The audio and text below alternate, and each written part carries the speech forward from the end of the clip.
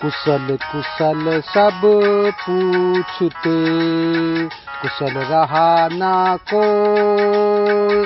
कुशल कुशल सब पूछते, कुशल रहा न कोई।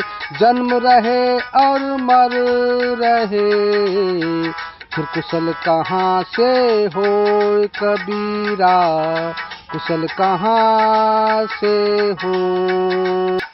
संत कबीरदास जी ने अपने इस दोहे में कहा है कि इस मृत्यु लोक में भी मनुष्य एक दूसरे से कुशलता के बारे में पूछते हैं, जबकि यहाँ सबसे बड़ा रोग जन्म मृत्यु का लगा हुआ है, फिर कुशल कैसे हुए। गुरु समान दाता नहीं, याचक शिष्य समान।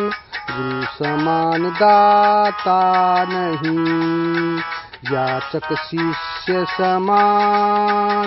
तीन लोक की संपदा, सो गुरु दीनी दान कबीरा, सो गुरु दीनी दान।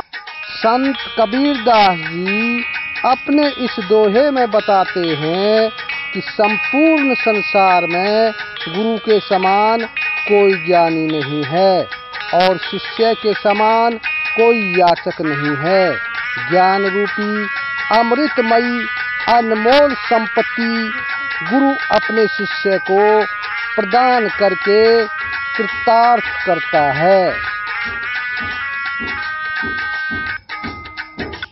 गुरु महिमा गावत सदा, मन राखो अति मोद। गुरु महिमा गावत सदा, मन राखो अति मोद।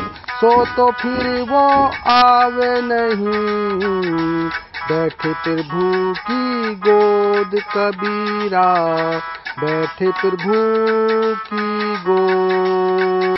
संत कबीरदास जी अपने इस दोहे में समझाते हैं कि जो प्राणी गुरु की महिमा का सदैव बखान करता फिरता है और उनके आदेशों का प्रसन्नता पूर्वक पालन करता है, उस प्राणी का उन्हें इस भवबंधन रूपी संसार में आगमन नहीं होता। संसार के भव चक्र से मुक्त होकर वैकुंठ लोक को प्राप्त होता है।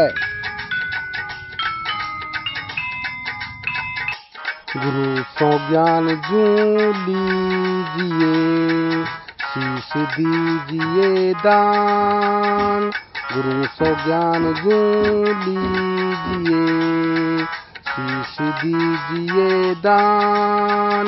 बहुतक भौंदू बही गए, राखी जीव अभिमान कबीरा, राखी जीव अभिमान।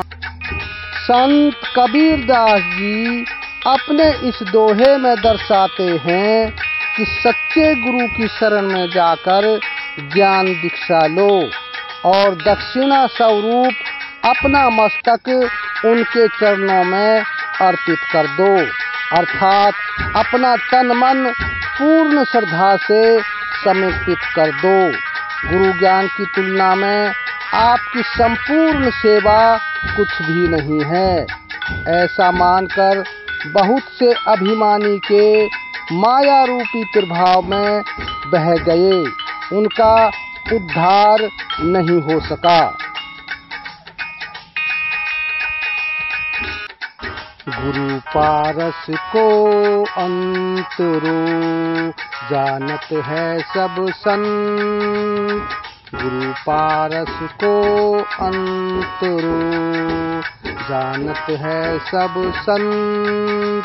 वह लोहा कंचन करे, ये करी ले महंत कबीरा, ये करी ले महंत।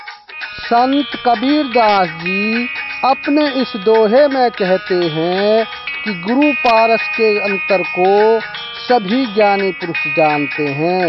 पारस मणि के विषय जग विख्यात है कि उसके स्पर्श से लोहा सोने का बन जाता है, किंतु गुरु भी इतना महान होता है कि वह अपने गुण ज्ञान में ढालकर शिष्य को अपने जैसा ही महान बना लेता है।